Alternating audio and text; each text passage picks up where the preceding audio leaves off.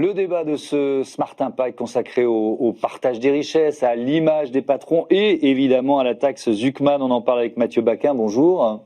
Bonjour. Bienvenue, vous êtes le cofondateur de Finali et Laïla Abdelkey-Yacoub, bonjour. Bonjour. Bienvenue à vous, vous êtes responsable du plaidoyer justice fiscale inégalité chez Oxfam France. Allez, 2 mots de présentation, Finali en quelques mots. Alors, Finali, c'est une entreprise que j'ai cofondée il y a bientôt 10 ans. Nous accompagnons les startups, les PME et les entreprises de taille intermédiaire pour monter les dossiers qui leur permettent de récupérer des aides fiscales comme le crédit d'impôt recherche, le crédit d'impôt innovation, mais également des subventions à la recherche et à l'innovation. On a fondé non pas le 121e cabinet conseil, mais la première plateforme en ligne. On partage le travail entre nos clients et nous. Et ça permet de diminuer le coût d'accès de notre métier pour les petites entreprises qui sont encore trop nombreuses à passer à côté de ces dispositifs dont elles ont tant besoin. Ouais, effectivement. Oxfam France, ONG très connue. Vos missions principales, vous diriez quoi, Lila ? Alors, chez Oxfam, globalement, notre objectif, c'est de lutter contre les inégalités, en ce qu'elles nourrissent la pauvreté partout dans le monde. Ouais. Donc, on a à la fois, via notre confédération, une présence dans plus de 80 pays, avec notamment de la présence pour de l'aide humanitaire, etc. Et notamment des pôles plaidoyers qui essaient de s'attaquer aux racines des inégalités et aux décisions politiques qui les permettent. Et donc, c'est là-dessus que moi je travaille, sur le pôle vraiment justice fiscale, pour demander un meilleur partage des richesses via la fiscalité spécifiquement en France. Ouais. Quand vous entendez le mot partage des richesses, qu'est-ce que ça vous inspire ? Pour moi, c'est quelque chose qui est très important, qui est essentiel, qui est aussi une des fiertés de la France, d'avoir mis en place avec les années, toute notre histoire, un véritable système redistributif où normalement chacun est censé contribuer en fonction de ses moyens et permettre une société où on vit mieux ensemble et dignement. Ouais, vous travaillez beaucoup sur les questions de fiscalité, d'évitement, d'optimisation, voire de fraude fiscale. Ça fait partie des thèmes que vous abordez. On va pouvoir détailler ça. Et on va parler notamment de cette taxe Zuckman. Vous en pensez quoi, Mathieu Baquin, et surtout des débats qu'on a pu animer, nous ici aussi, à l'occasion de l'examen de la taxe Zuckman au Parlement ? Bon, tout d'abord, cette taxe Zuckman, elle concerne, parce que c'était l'idée, ce qu'on a appelé les ultra-riches, avec plus de 100 millions d'euros de capital. C'est pas tout à fait la réalité des quelques 4 millions de dirigeants de micro-entreprises et de PME qui, pour leur très très très très grande majorité, ne sont pas des ultra-riches. Et vous avez vu l'amalgame se faire dans pas mal de débats ? Non, mais l'amalgame, en tout cas, a pu laisser penser que voilà, patron égale ultra-riche, et que si on mettait en place cette taxe Zuckman, finalement, on tuerait l'entrepreneuriat. Mais très clairement, étant moi-même dirigeant de PME et au contact, on a à peu près 800 clients TPE, PME chez Finali, je peux vous dire que les premiers ressorts, les premières motivations pour fonder une entreprise, c'est avant tout, j'ai envie de dire, un goût des responsabilités, une envie de diriger, une envie finalement de ne plus être salarié, ça peut être la première ambition, et puis pour certains, une ambition d'avoir de l'impact, de transformer son idée en entreprise qui grandit. Évidemment que cette prise de risque mérite rémunération, mais très clairement, il y a un décalage entre les ultra-riches et ces dirigeants de micro-entreprises et de PME, qui sont d'ailleurs les premiers en période de crise, parfois à cesser de se rémunérer. Alors c'est pas mon cas, fort heureusement. Finali se porte bien, on est en pleine croissance. Mais ça peut arriver effectivement. Exactement, donc il y a ce décalage. Ouais, ce décalage. Laïla Abdelkey-Yacoub, je dis pas qu'Oxfam le fait, mais c'est vrai que souvent dans les débats, et parfois en France, il y a un regard sur les chefs d'entreprise qui est un peu caricatural. Est-ce que vous êtes d'accord avec cette idée ? Après, je vous demanderai d'expliquer pourquoi vous pensez que la taxe Zuckman peut être utile. Oui, je l'entends. Pour nous, en tout cas, c'est pour ça que ça a toujours été important de spécifier précisément de quoi on parle et de qui on parle. Parce que je rejoins tout à fait ce qui vient d'être dit. On a un problème aujourd'hui de décalage, en effet, entre une toute petite minorité d'ultra-riches. Et nous, c'est pour ça qu'on parle d'ultra-riches. C'est pour bien montrer qu'on parle pas juste de quelqu'un qui gagne bien sa vie parce qu'il a bien travaillé, qui s'en est bien sorti.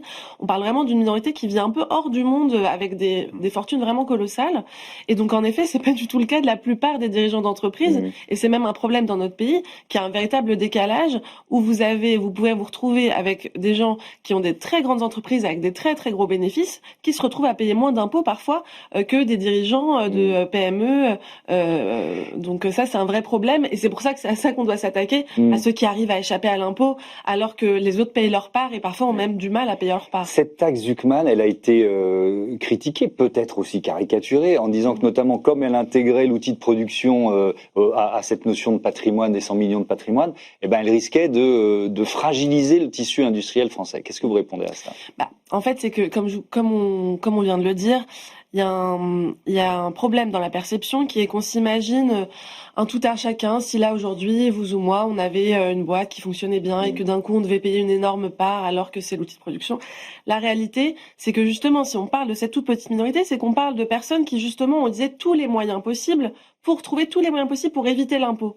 Mais leur réalité financière à cette toute petite part de personnes, c'est celle de personnes qui ont les moyens de trouver cet argent, qui ont justement tout fait pour que leur argent rentre dans les cases qui ne sont pas taxables.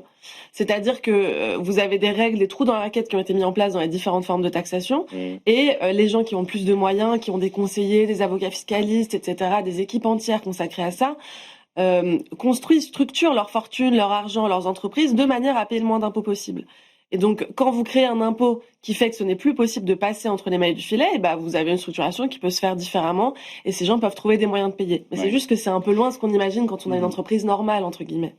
Mathieu Baquin, votre avis là-dessus, sur cette stratégie d'évitement de l'impôt? Vous, votre métier, j'ai bien compris, c'est au contraire d'aider les patrons de PME ou de TI à se dire, mais vous avez droit à tel ou tel crédit, utilisez-les.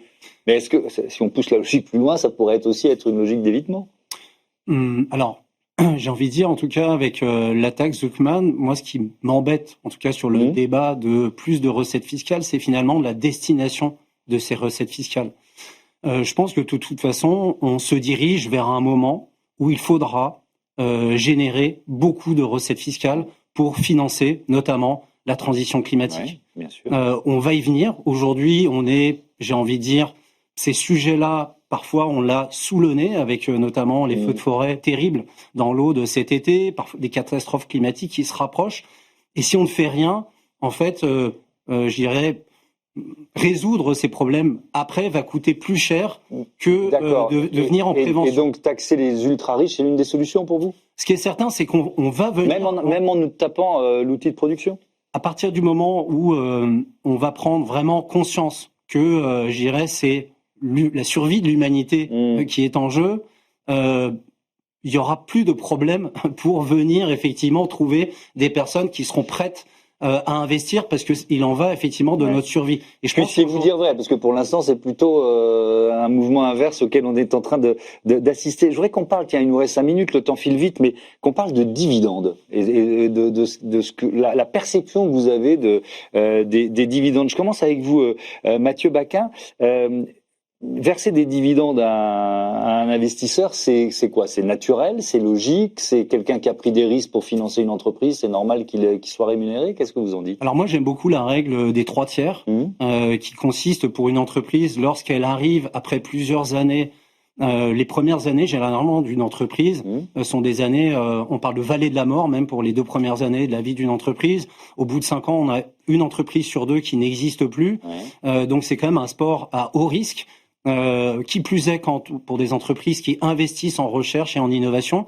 Et il arrive effectivement que ces entreprises, parfaitement bien gérées, avec une part de réussite également, finissent par devenir rentables.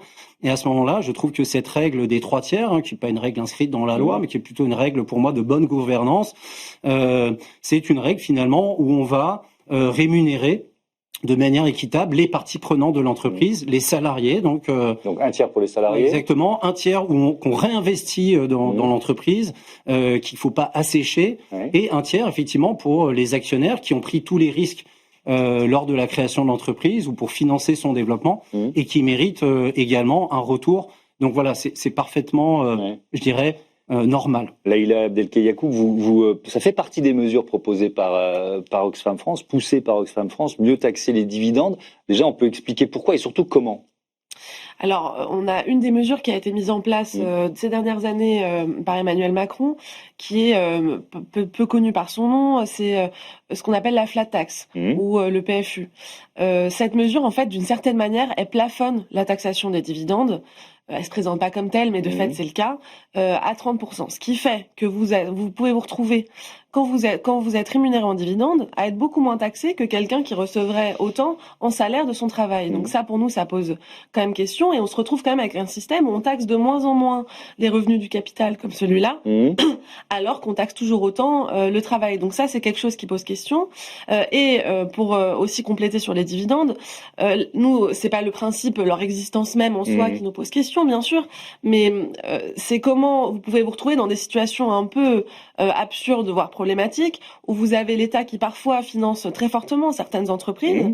On a quand même les dernières études qui parlent d'aide aux entreprises de l'ordre de environ 211 milliards par an.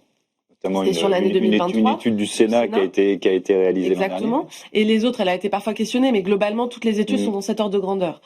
Sur cette question-là, bon, le problème, c'est que ces aides-là, elles sont pas conditionnées, elles sont pas... Ça, je suis d'accord sur les aides aux entreprises. Vous pouvez avoir des aides massives qui sont ensuite versées en dividendes. Mais ça, c'est pas du tout conditionné. Mais sur les dividendes, le risque de les taxer plus, c'est d'inciter les investisseurs à prendre moins de risques. Or, c'est quand même, on vient de le comprendre, un levier de création d'entreprises, donc de richesse, donc d'emploi, etc.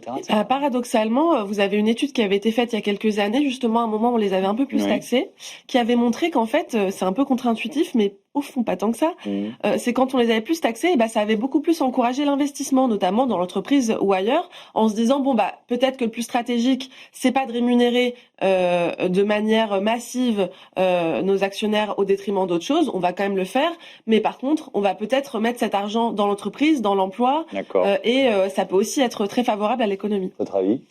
Oui, j'ai envie de dire, il faut faire le tri dans les aides aux organisations et les aides aux entreprises en particulier en matière de recherche et d'innovation.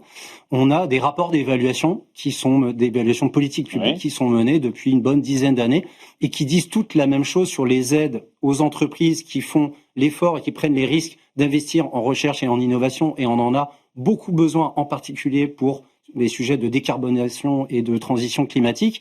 Et sur ces sujets-là, les rapports disent toutes la même chose. Le crédit d'impôt recherche, comme son petit frère, le crédit d'impôt innovation, ont un effet vertueux, c'est-à-dire 1 euro d'argent public génère un co-investissement de l'entreprise. Mais par contre, je rejoins, il y a aussi des sujets de justice fiscale sur les aides aux entreprises. Ces rapports d'évaluation que l'ensemble de la classe politique finalement a entre ses mains démontrent que lorsque 1 euro est mis dans une entreprise, une PME innovante, elle co-investit 1,40 €, alors que lorsque cet euro est mis dans une grande entreprise, on est plutôt de l'ordre. Alors, il y a un co-investissement, c'est pas un effet d'aubaine, mais le co-investissement est plus limité, de l'ordre de 50 centimes. Donc, on voit là aussi qu'il faut éviter, je dirais, les clichés, mais travailler dans la finesse, exploiter ces rapports d'évaluation et remettre effectivement les moyens là où il faut sur les sujets du climat et sur les petites entreprises. Merci beaucoup à tous les deux et à bientôt sur Be Smart for Change. On passe au grand entretien de ce Smart Impact avec Thomas Labergère, le président d'ING France.